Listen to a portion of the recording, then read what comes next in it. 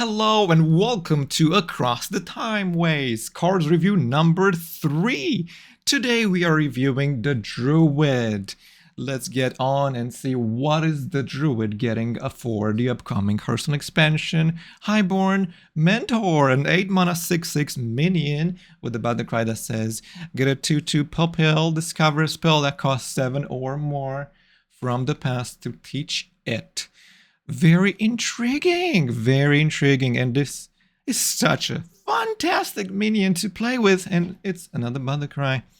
And well, a 7 mana or more spell from the past, like Ultimate Infestation, Survival of the Fittest, and so on. So many powerful spells you could play.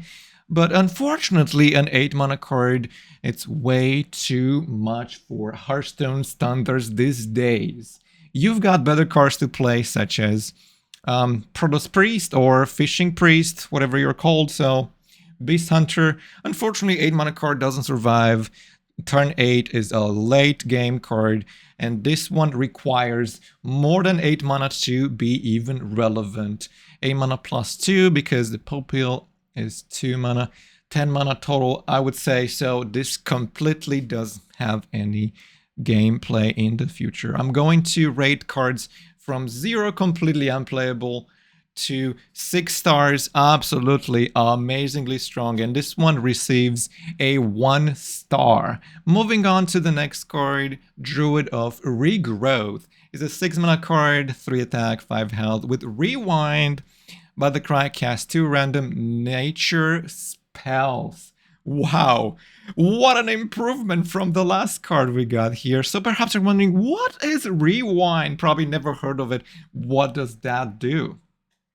Well, Rewind might be replaced once for a potential different outcome. Replayed, I meant to say replayed. So basically, you are getting other outcome. So casting 2 random nature spells is powerful, but how many powerful nature spells we've got? We don't have any requirements or any kind of range of telling us what kind of nature spells. There is lots of nature spells in Hearthstone, 1 mana spells, even 10 mana spells in Wild, but in Standard, not sure. A 6 mana card that doesn't really do that much, but potentially does something quite tricky to evaluate. We gotta see the pool of cards that we can trick and manipulate. Fireact does a good job casting 20 mana worth of fire spells, but you know, it's much more better than this. 6 mana could be powerful, but I guess we'll need to see. Unfortunately, the minion itself not that strong, receiving 1 star. Moving on to, look at that, it's a nature card, ABBN Flow. Fantastic. 2 mana nature spell, deal 3 damage. You've played a minion while holding this, gain 5 armor. So 3 damage and getting 5 armor. It's probably very powerful, and I guess you could definitely play this in a lot of powerful decks. I guess even controls could be powerful, because, you know, 5 armor is always fantastic. Gonna give this one 2 stars, maybe 2.5. Moving on to the next one, Alternate Reality. It's a 2 mana spell. Replace your hand and deck with random choose 1 cards from the past. They cost 1 less. Interesting. Choose 1 cards have been proven to be absolutely fascinating and exciting.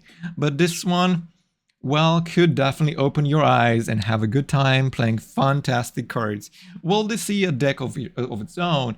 Choose 1 cards are usually quite tricky to play on their own if you want to do so. I mean, replacing your hand and deck, it's quite a commitment, and you are going to require a lot of patience and a lot of practice to pull that off. And this is going to involve a lot of random number generators going in, and we all know that's going to be fun, but not gonna worth, because you are losing every game with this one. So unfortunately, 1 star, but 5 stars for creativity, but sadly will never see play unless your deck is filled with terrible cards. But Who would fill the deck with terrible cards? Not gonna happen. Alright, Endangered Dojo is a 5-mana 5/5 beast with Taunt and Battlecry if have 10 or less health. If you have 10 or less health, gain +5/+5 and summon a copy of this. Basically a 5-mana 20/20 Taunt Beast minion. Well, absolutely fantastic, but this is going to require you a lot of things. Will people actually pull this off and intentionally get themselves to less than 10 health or 10 health specifically?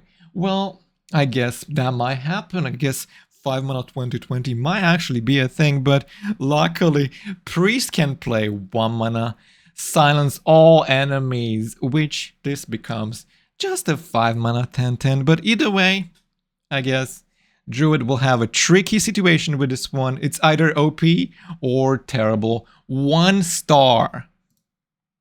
Moving on to Lady Azara. Is a 5-mana 5/5 legendary fabled minion with choose one.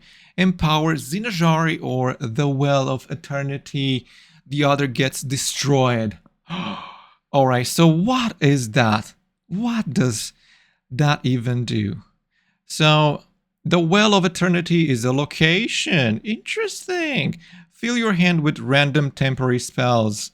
3 durability, 4 mana. Ah, interesting. So Zinajari is also location. Summon a copy of a friendly minion. How intriguing. Summoning copies of minions. What could go wrong, right? Well, I guess we got another thing here. The Well of Eternity. Twice. Interesting. Fill your hand with random temporary cards. You already said that. Oh, double their stats. Interesting. Ah, so those are the location tokens and those are the powers. Okay, so let's read what that does. The minions summoned by Zinajari, you have double stats, destroy the Well of Eternity. Very intriguing. So they have the special effects. So intriguing. The spells created by the Well of Eternity will cast twice. So it's a very mixed up situation here. Looks like Fabled is gonna give you those 2 locations in your hand, basically. Right? It's gonna, so you're gonna have this card in your deck and this one and that one, I believe. And you're gonna have those powers. So this one is using them immediately. So the others get destroyed. Interesting, very interesting. So I guess it's unclogging your deck. So basically, it's a very, very volatile card. Very interesting, very tricky. I would say I'll give it 4 stars. This one is quite intriguing, but a lot of practice requiring. 3-mana 3/4 Druid minion called Kaldore Cultivator. With the Battlecry, discover 2 beasts, put them on the bottom of your deck with +5/+5.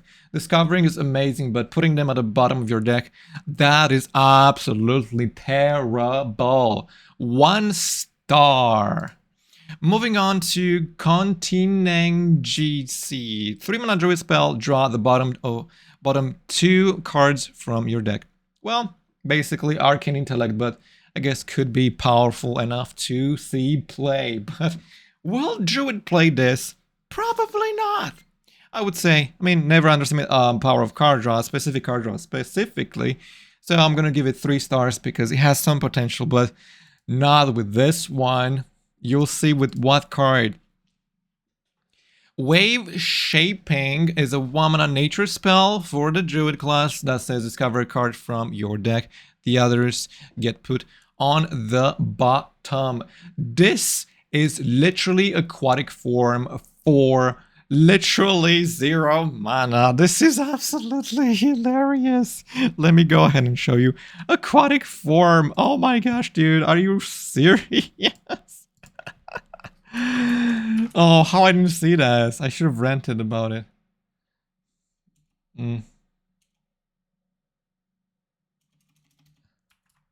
I don't have the card, apparently. Okay. I don't have the card, but there's the card art for it. Okay, this is, yeah. Right. Fantastic. It's a great card. I'm going to give it 5 stars. Fun card, good card, lovely. Corona, Keeper of Eons. This is a 6 mana, 4 attack, 7 health. Legendary for the Druid class. With Taunt and Battlecry, set the cost of the bottom 5 cards of your deck to 1. Basically, a very powerful card that could enable big Druids going absolutely bananas. And especially with this card, that could definitely make things even better. Wave shaping, as well as contingent. I can read that. So, Corona is going to be a very interesting card to make your deck absolutely wild. But, you know, what do you guys think? I'm going to give it 5 stars, potentially. Even better than that. Let's go.